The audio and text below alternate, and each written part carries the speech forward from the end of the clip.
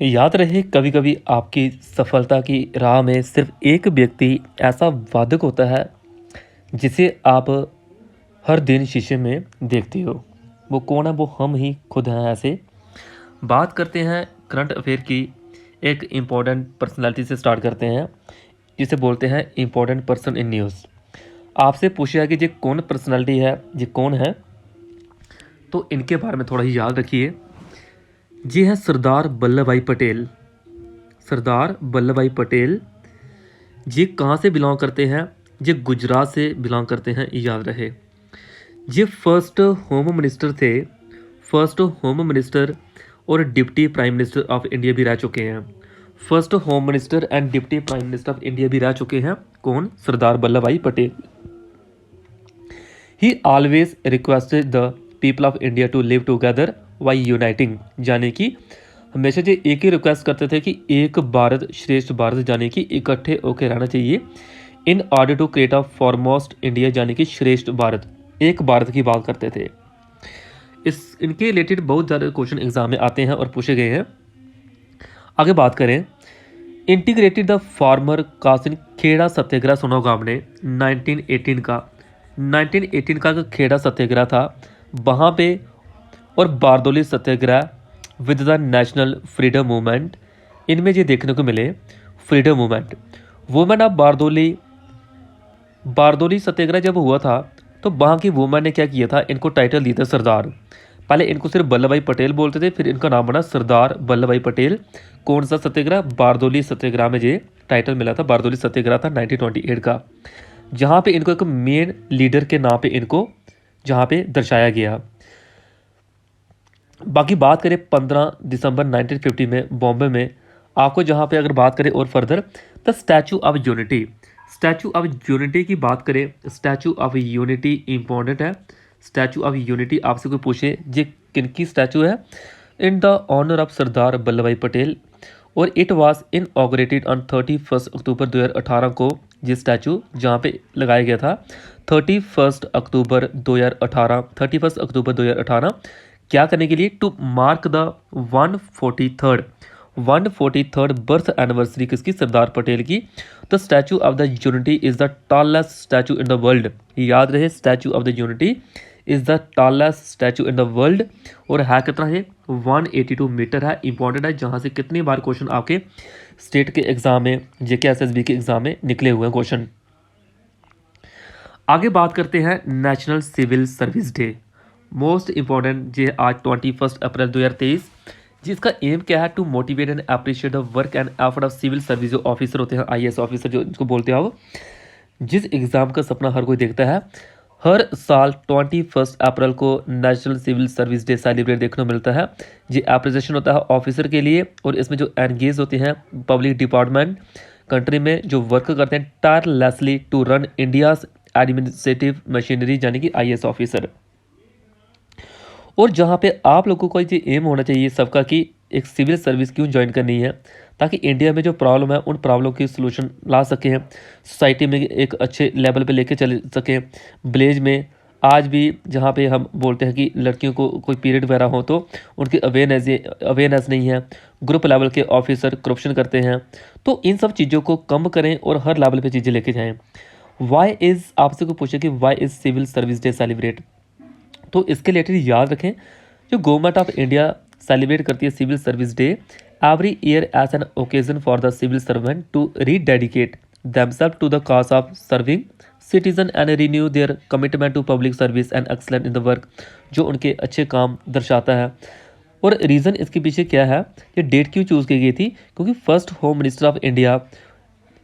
Minister of independent India Sardar Vallabh भाई पटेल जी, जहाँ पे इनके द्वारा एक आईएएस ऑफिसर 1947 में एट मेट कॉफ बोल सकते हो हाउस, जो दिल्ली में है, उसके उनके द्वारा उस टाइम जो एग्ज़ाम करा किया गया था, उनको हम स्टील फ्रेम ऑफ इंडिया भी बोलते हैं। Steel frame of India, this mean that civil servant employ at various level of the government act a supporting pillar of the country, यानी कि एक administrative system. Very very important. आगे देखिए, बात करते हैं कुछ और।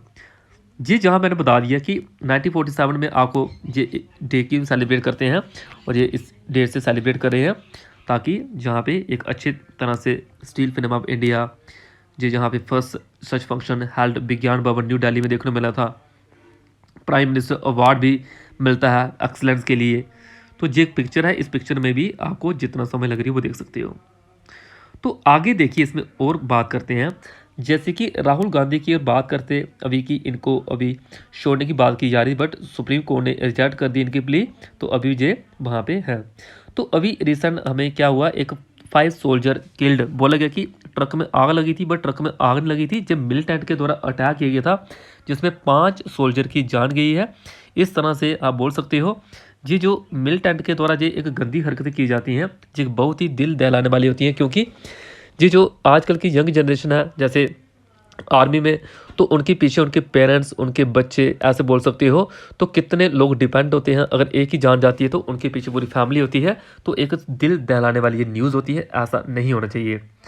हाउस पैनल क्वेश्चन यूज़ बात करें जी कट इन आउटले यानी कि जो एमजी नरेगा स्कीम है, इस स्कीम में जितना जी जहाँ पे इनको इनकी रिडक्शन की गई है कि इनको जितने पैसे जहाँ पे इस स्कीम में रखे गए थे उस पैसे में डिडक्शन देखने को मिली है।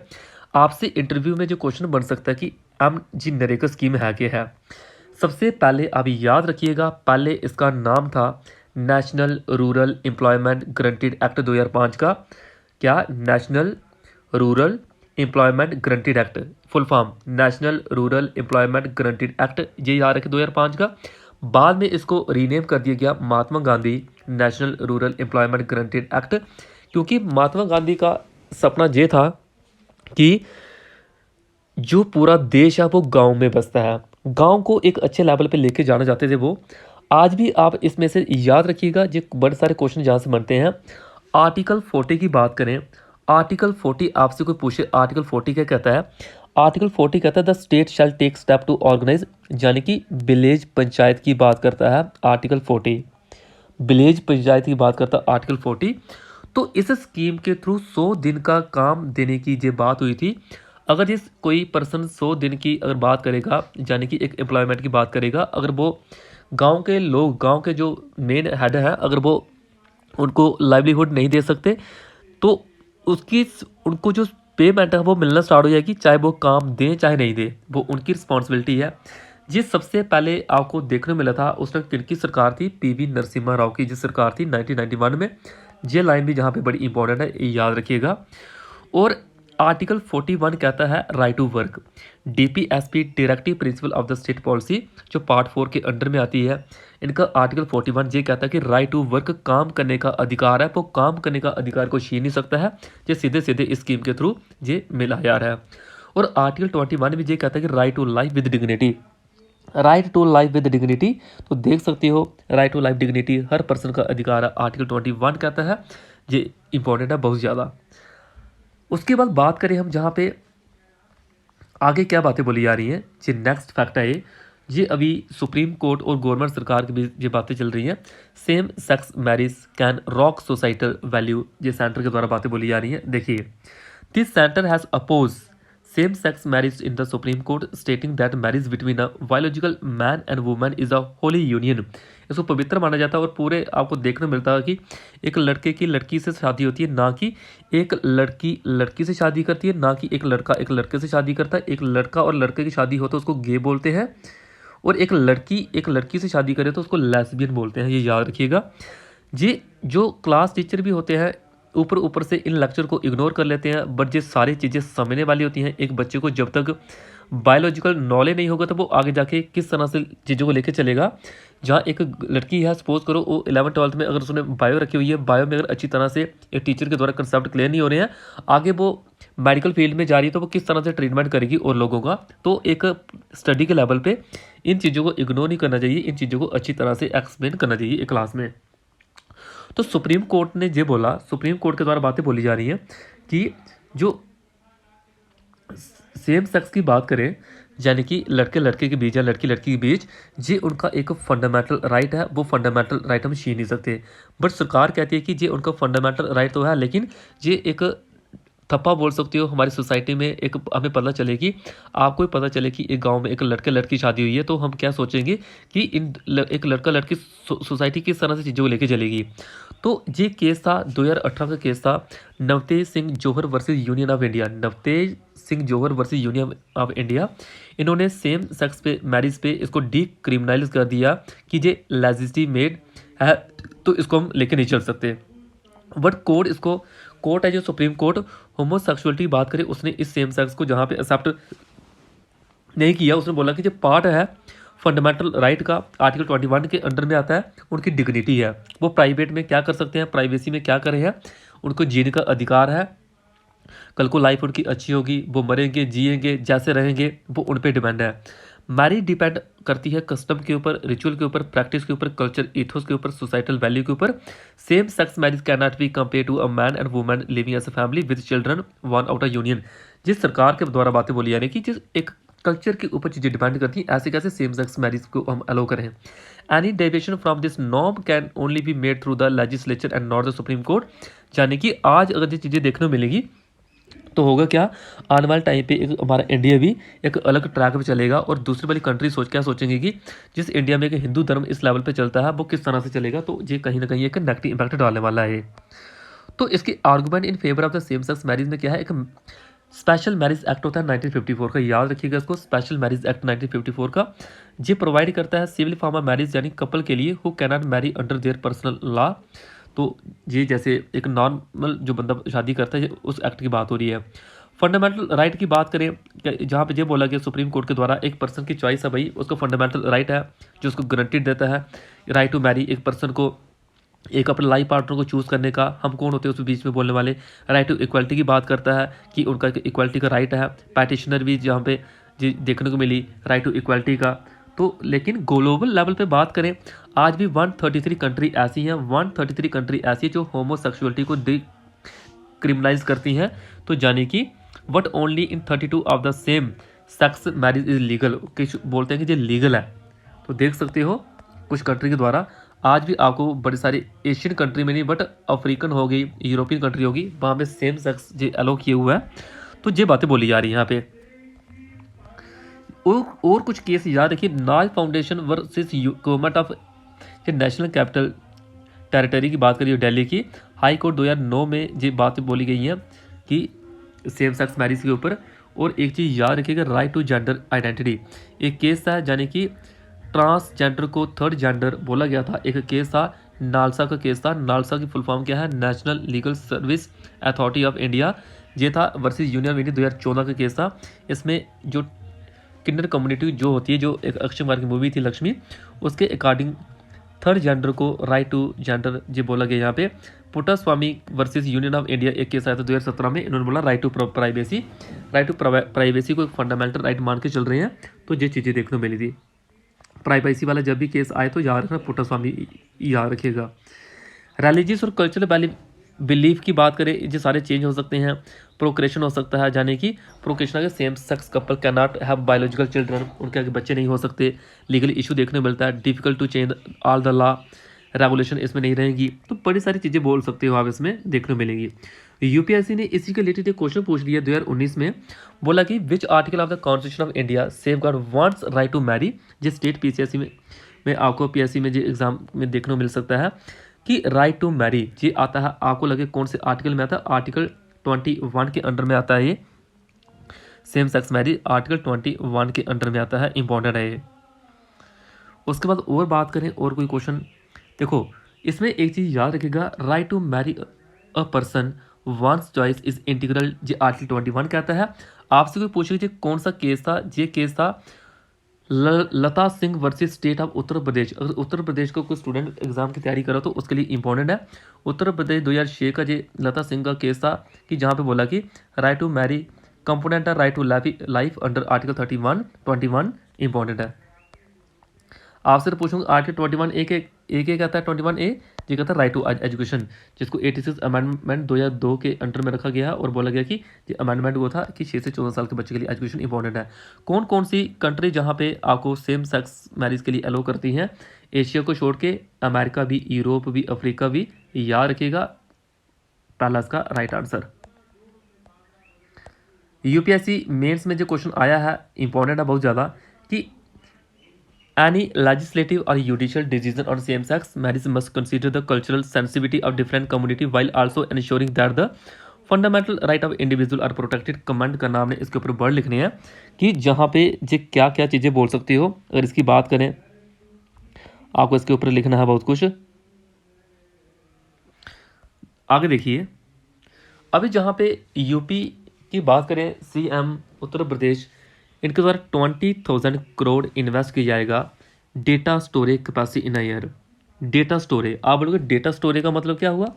जैसे कि यूट्यूब पे आपने कुछ अपलोड कर दिया, वो कहाँ गया? कहीं ना कहीं तो डेटा स्टोर हुआ होगा। फेसबुक पे कुछ अपलोड किया, कहीं ना कहीं डेटा तो स्टोर हुआ होगा। आपने इंस्टाग्राम पे रीलें चढ़ाते हो, रीलें देखते हो, वो डेटा कहाँ जा रहा है? कहीं ना कहीं तो स्टोर हो रहा है। तो वो डेटा स्टोरेज की कैपेसिटी की बात हो रही है। आप सभी बच्चों को पता होना चाहिए कि जितना भी डेटा है जो कहाँ पे स्टोर होता है, कहाँ पे इसका सेंटर है। इंडिया में पहला हाइपरस्केल डेटा सेंटर आपको योटा D1, यार कि Yotta D1 greater Noida Uttar Pradesh में देखने को मिलेगा आपको। डेटा स्टोरेज 20,000 करोड़ इसके ऊपर खर्च करने की बात हो रही है, अभी इंपॉर्टेंट है, देख सकते हो। इसके लिए स्पेशल इन्वायरमेंट चाहिए, स्पेशल जहाँ पे जगह चाहिए, प्लेस चाहिए इन डेटा को स्टोर करने के लिए। देख सकते हो अच्छी तरह से। योटा की बात करें D1 इंडिया का बिगेस्ट और उत्तर प्रदेश का फर्स्ट डेटा सेंटर है। इसकी स्टोरेज कैपेसिटी को इंक्रीज करने की बात हो रही बोली जा रही है। 20% ऑफ द वर्ल्ड डेटा जो कंज्यूम किया था इंडियन के द्वारा, यानी कि पूरे वर्ल्ड लेवल पे बात की करें, जो डेटा स्टोरेज यानी कि कौन हमारे इंडिया में 20% लोग, कितने सारे लोग टाइम वेस्ट करते हैं रीले देखने में, तो कहीं ना कहीं डेटा तो वो स्टोर हो रहा है। इट मीन्स 20% है, इतना ज़्यादा डेटा हमारे इंडिया में देखने को मिलता है। और बोला जा रहा है कि ये इंक्रीज़ होगा एक ग्रॉस स्टेट डोमेस्टिक प्रोडक्ट के लेवल पे देखें तो, जैसे कि 5G, अभी तो 5G रेवोल्यूशन है, तो 5G पे और ज़्यादा देखने को मिलेगा हमें। Growth story of India data industry, तो एक आपको 5.6 billion India data centre industry size देखने को मिल रहा है इसका। तो first data centre was launch in, हाँ जी इंपॉर्टेंट है, पहला डेटा सेंटर लॉन्च कहाँ पे हुआ था? हैदराबाद में 2008 में लॉन्च हुआ था। और बात करें आगे हम इसकी कि नॉर्थ ईस्ट रीजन में, जी जहाँ पे गुवाहाटी असम में भी 2021 में देखने को मिला था, जिसमें से आप बोल सकते हो कि इसकी आईटी कैपेसिटी, यानी कि आईटी का हब है ये, 57% करंट आईटी कैपेसिटी आपको मुंबई और चेन्नई में देखने को मिलेगी। सारा डेटा इंपॉर्टेंट है जो जहाँ पे बात कर रहा है ये। बात करें फर्स्ट डेटा वास लॉन्च इन हैदराबाद 2008, बिल्कुल सही। नॉर्थ ईस्टर्न रीजन वास इन गुवाहाटी, ठीक है। Primary colocation data centre area Mumbai, यानी कि इसका सी पार्ट है, 3 के 3 यहाँ, बिल्कुल ठीक है। ये जहाँ पे कोलोकेशन डेटा सेंटर जाने की डेटा को स्टोर करने की बात से कर रहे हैं, इंपॉर्टेंट है ये। यूपीएससी ने इसके लेवल पे क्वेश्चन पूछा कि what is data localisation, do you think the Indian government's intent toward data protection lies in favour of data localisation? तो इसके ऊपर आपने लिखना है आंसर। बात करें आगे हम, जहाँ पे बोला जा रहा है कि 10,000 एकड़ Aravalli safari park to save fragile ecosystem, activist to Haryana chief minister, Haryana के मनोहर लाल खट्टर हैं इनके सीएम, देख सकती हो। तो ये बात की जा रही इनके लेवल पे, बोलेगा कि 10,000 करोड़ एकड़ Aravalli safari park project propose by Haryana chief minister. ये किसके लिए है? ये होगा कि इकोसिस्टम को इंक्रीज़ करना है, जंगलों में लोग घूमने जाएं, वहाँ का इंफ्रास्ट्रक्चर देखें, वहाँ पे अच्छी चीज़ों को एस्टेब्लिश करें, यानी largest such project in the world आपको देखने को मिलेगा। ये सफारी पार्क उसको नाम दिया गया है। फरवरी 2022 में इसको ओपन करने की बात की जा रही है। इससे टूरिज्म और एम्प्लॉयमेंट भी लोगों को बढ़ेगा, लोगों को रोज़गार मिलेगा, टूरिज्म बढ़ेगा। जी एक जंगल सफारी नहीं बोल सकते, जी Aravalli wildlife in the natural habitat वो देखने को मिलेगी। व्हीकुलर ट्रैफिक भी इसके अंडर देखने को मिलेगा। इसमें अंडर वाटर जोन भी देखने को मिलेंगे, और बड़े सारे जो अंडर फॉरेस्ट कंजर्वेशन एक्ट वो भी देखने को मिलेंगे। अरावली की बात करें हम, कुछ इंपॉर्टेंट फैक्ट याद रखने हैं। ये अरावलीज जो हैं नॉर्थ वेस्टर्न इंडिया, ये ओल्ड फोल्ड माउंटेन वर्ल्ड के आपको देखने को मिलते हैं। इनकी एलिवेशन की बात करें 300 मीटर से लेके 900 मीटर देखने को मिलते हैं। This stretch for a distance of 800 kilometre, यानी कि हिम्मतनगर जो गुजरात में है, गुजरात से लेकर दिल्ली तक देखने को मिलेंगे, जिसके बीच हरियाणा, गुजरात और दिल्ली भी आएंगे 692 किलोमीटर एरिया में। तो गुरु शिखर इसकी टॉप मोस्ट अबू पॉइंट बोल सकते हो, हाईएस्ट पीक बोल सकते हो। क्या है इसका हाईएस्ट पीक? वर्ल्ड लेवल पे गुरु शिखर इंपॉर्टेंट है, गुरु शिखर याद रखिएगा, इंपॉर्टेंट है ये, हर चीज़ इंपॉर्टेंट है। आगे देखिए इसमें, तो जो एक एंटरटेनमेंट जोन रहेगा, सफारी क्लब होगा, इको विलेज होगा, इंफ्रास्ट्रक्चर इसका आपको इस तरह से देखने को मिल सकता है, ध्यान से देख लीजिए। तो इसमें क्या है कि अगर कोई आप काम करते हो, उसमें वायलेशन पनिशमेंट मिलेगी, कोई वायलेट करता है किसके through, under wild life protection act 1972, wild life crime petrol bureau, national NGT की बात करें जो बॉडी 2010 में बनी थी, इंडियन फॉरेस्ट एक्ट 1927 का, अमेंडमेंट एक्ट 2006 का, फॉरेस्ट कंजर्वेशन एक्ट 1980 का, फॉरेस्ट को कंजर्व करने की बात करी है, शेड्यूल्ड ट्राइब और अदर ट्रेडिशनल फॉरेस्ट डेवलपर आयोग, इनकी बात की जा रही है, किस तरह से इनको बचा के रखते हैं। अरावली रेंज की बात करें जी, आपको 720 kilometre from Gujarat to Delhi देखने मिलता है। इसमें कौन कौन से रीजन है, हरियाणा है, राजस्थान, गुजरात और दिल्ली देखने मिलेंगे इसके बीच। उसके बाद जहाँ पे कार्बन डेटिंग भी देखे जा रहे हैं कि ये चेक करेंगे इनकी माइनिंग वगैरह, जो मेटल की माइनिंग वगैरह जहाँ से होती है वो जो 5 सेंचुरी से देखने को मिल रही है। तो अरावली की बात करें, नॉर्थ वेस्टर्न इंडिया का oldest fold mountain in world में देखने को मिलता है। गुरु शिखर इसका क्या है, एक हाईएस्ट माउंट पीक है अरावली रेंज का, 1072 मीटर इसकी जो आपको रेंज देखने को मिलती है। उसके बाद लक्षद्वीप आर्किपेलागो, जो गल्फ ऑफ खम्बट एंड अदर जो आंध्र प्रदेश में, कर्नाटक में देखने को मिलते हैं। ये कौन कौन से एंशिएंट अर्थ क्रस्ट सेगमेंट को जहाँ पे ज्वाइन करते हैं, अरावली क्रैटन हो गया, बुंदेलखंड क्रैटन हो गया। बाकी इसमें और कुछ रिवर भी इंक्लूड है, बानस, लूनी, साकी, साबरमती, वानस, लूनी, साकी, साबरमती, हर एक क्वेश्चन एग्जाम में बन सकता है। इसके डिसर्टिफिकेशन की बात करें, फर्टाइल प्लेन की बात हो रही है, सैंडी डेजर्ट की बात हो रही है कि उनमें किस तरह से इन चीज़ों को ठीक करना है। ऐसे बर्ड स्पीशीज़ को लेकर चलना है, नेटिव प्लांट स्पीशीज़ को लेकर चलना है। उसके बाद जहाँ पे ग्राउंड वाटर को देख के चलना है, पोल्यूशन को देख के चलना है, हर लेवल पे चीज़ें देखी जाएंगी यहाँ पे। एक ग्रीन वाल की बात करें, ग्रीन वाल के बारे में याद रखिए जी, एक बैरियर की तरह एक्ट करता है, बेस्ट और चेक करता है ईस्टवर्ड, जी जहाँ पे मार्च थार डेजर्ट की बात करते हैं, थार डेजर्ट। देखो एक क्वेश्चन आया यहाँ पे कि as per the recent amendment to the Indian Forest Act 1927 the forest developer have the right to fell bamboos की बात हो रही है। इसमें अगर आप इन सभी पार्ट को अच्छी तरह से डिस्कस करो और पढ़ो इनको कि क्या क्या बातें बोली जा रही हैं। देखो, इंडियन फॉरेस्ट अमेंडमेंट बिल जो 2018 का था, ये जहाँ पे अलो तो करता है बैम्बू लगाने के लिए नॉन फॉरेस्ट एरिया में, लेकिन अगर वो उसमें से पाया गया कि जो फॉरेस्ट एरिया है तो वहाँ से बैम्बू आप काट नहीं सकते, लेके नहीं जा सकते, ये एक कानून के अगेंस्ट माना जाएगा और आपको सजा भी हो सकती है। फॉरेस्ट राइट एक्ट 2006 का है जो रिकॉग्नाइज करता है माइनर फॉरेस्ट प्रोड्यूस, यानी कि राइट टू ओनरशिप, आप अपनी मर्जी से बैम्बू को काट सकते हो। तो इस तरह से स्टेटमेंटें भी आप देख सकते हो जो जहाँ पे दी आ रही हैं। तो इस स्टेटमेंट का जो आंसर बी पार्ट है, यानी कि 2 और 3 बिल्कुल ठीक है, पहला वाला बिल्कुल गलत है। इसको अच्छी तरह से पढ़ सकते हो किन किन एरिया की बात हो रही है और किन किन चीज़ों के ऊपर ये काम कर रहा है। बात करें अरावली रेंज की, बात करें, अभी पढ़ाया मैंने यहाँ पे बी पार्ट, ओनली 3 इसमें बिल्कुल ठीक है, क्योंकि ये one of the oldest fold mountain in the world Aravalli range, और बाकी इसमें बातें नहीं पूछी गई हैं। What are the consequences of illegal mining, discuss the ministry of environment and forest, ये सारी चीज़ें आप याद रख सकते हो।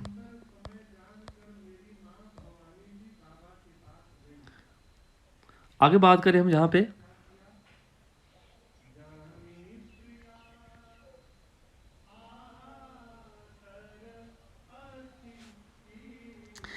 इंडिया में जो पॉपुलेशन है 142.86 करोड़, इसे चाइना को भी क्रॉस कर लिया है, और चाइना इसको कभी क्रॉस कर नहीं पाएगा, इंडिया भी इसको टॉप कर चुका है। इस डेटा को जो रिपोर्ट है वो कौन प्रस्तुत करता है, United nation world population report, ये बताती है कि इंडिया की पॉपुलेशन कितनी है। नमामि गंगे प्रोग्राम की बात करें, इसको इंट्रोड्यूस किया था, आपसे पूछे कोई कौन सी मिनिस्ट्री, वो थी जल शक्ति मिनिस्ट्री के थ्रू। 638 करोड़ इसके ऊपर खर्च किया गया। क्लीन गंगा मिशन की बात बोली जा रही है यहाँ पे, clean Ganga mission Saharanpur district में देखने मिलेगा। 8 प्रोजेक्ट हैं यहाँ पे जिनको क्लीन गंगा बोल सकते हो। रिसेंटली मलेरिया वैक्सीन की बात करें, गाना एक ऐसी पहली फर्स्ट कंट्री है, अफ्रीकन कंट्री, जिसके द्वारा इसको अप्रूव किया गया अभी।